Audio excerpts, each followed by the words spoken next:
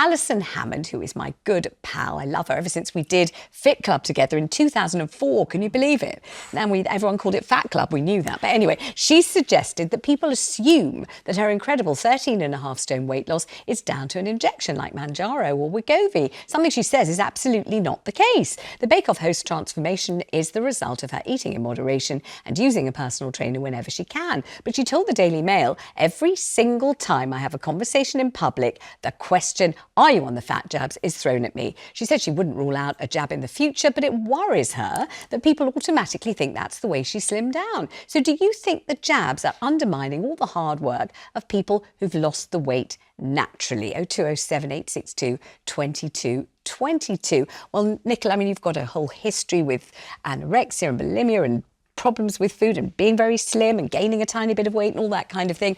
I mean, what do you think? Do you just simply assume that anyone who's lost weight these days must be on the jabs? I mean, I don't assume it. And first and foremost, I don't care how people lose weight. You know, I really don't. I don't think that, you know, doing the jab is an easy way out. I don't think there's any easy way out, especially, you know, someone like Alison, who, again, I adore. I've known her for years. You know, she has worked really, really hard and looks fantastic and looks healthier.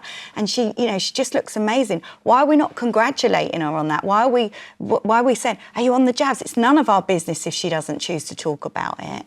And, yeah, I think that, you know, it's so hard to have weight issues and to constantly be judged on your weight is so tricky. And then to be constantly judged whether you're on the jabs or you're not on the jab, who cares? Well, I tell you, people do care, because I get DMs virtually every single day from people saying, you've lost a lot of weight, are you on the jabs? Yeah. And it's rude to reply, none of your business, isn't it? So I don't put none of your business. No. I put, thank you, a well-documented gastric bypass in 2019, because I made such a hue and cry and song and dance out of it, because I didn't want anyone to say that I was pretending I hadn't had it. So I'm like, yes, I'm having gastric bypass. Yes, I'm paying for it. Yes, it's happening. And then I had the broken heart diet, which everyone also knows about, which has been extremely well publicised, far too well publicised as well. But I'm having to reply pretty much every day, no. But is a gastric bypass an easier way to lose weight than the jabs? No, of course not. Exactly. No, I wish I'd waited and had the jabs. But I definitely would have had them if I could have had them,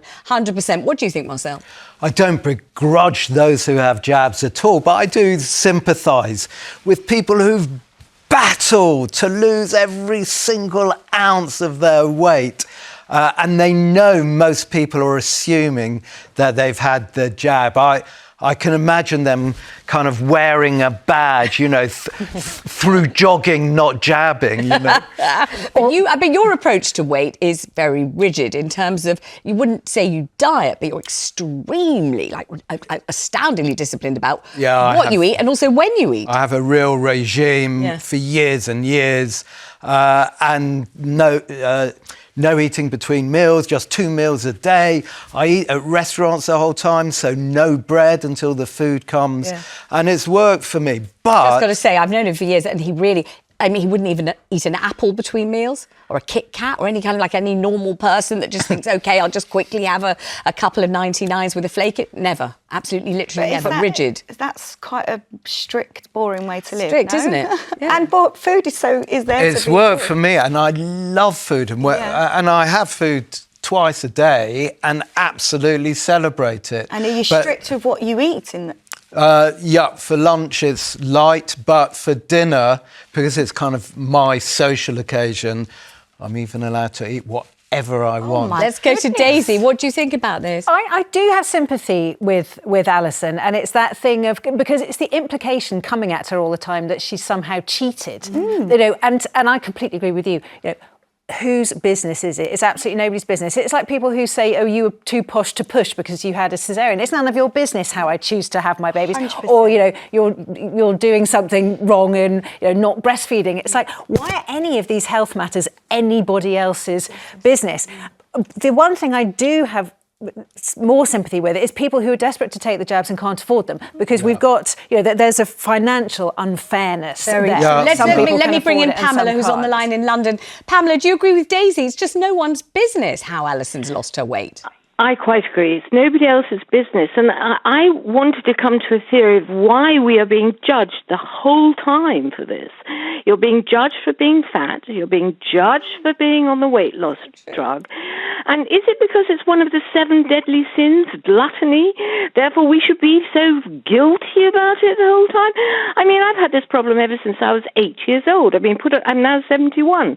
I've been put on diet since I was 8 years old. I've lost hundreds of pounds in weight the hard way. Now I'm using Mounjaro. I have to pay for it. And okay, it'll help the National Health Service because I'm doing it on the National Health. And I understand all that.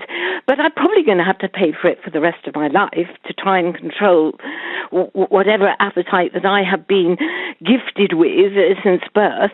And I'm fed up with being judged for it. I was even judged for it when I had cancer. They said to me, oh, you know why you've got this, don't you? And he tapped his stomach as if to say, well, it's because you're obese that you've got endometrial cancer, you know. And I thought, well, actually, I'm in 3 high-risk categories, not just 1. But I'm doing something about it, so don't judge me for it. I think that's incredibly well said, don't you? Yeah, I think incredibly well said. I mean, I got absolutely thoroughly fed up with being the kind of poster girl for fat people, Pamela. So I know exactly what you mean. Always being asked about it, always being judged on it. Vanessa, step away from the custard and all that palaver. It's well embarrassing. People said, oh, have you developed a rhinoceros hide to deal with all the criticism? The answer was no, of course not. Felt just like anybody else would feel, really horrible about it. And also, as Alison said in this interview, yes, when she was larger, she, tried to do the whole body positivity stuff, but she wasn't happy being that size. So why should she have to be that size? And she's now getting criticism from larger people saying sort of you've let the side down. Yeah. You're no longer one of us. You've turned your back on us. As Dawn French once said to me, you really, on this one, you just cannot win.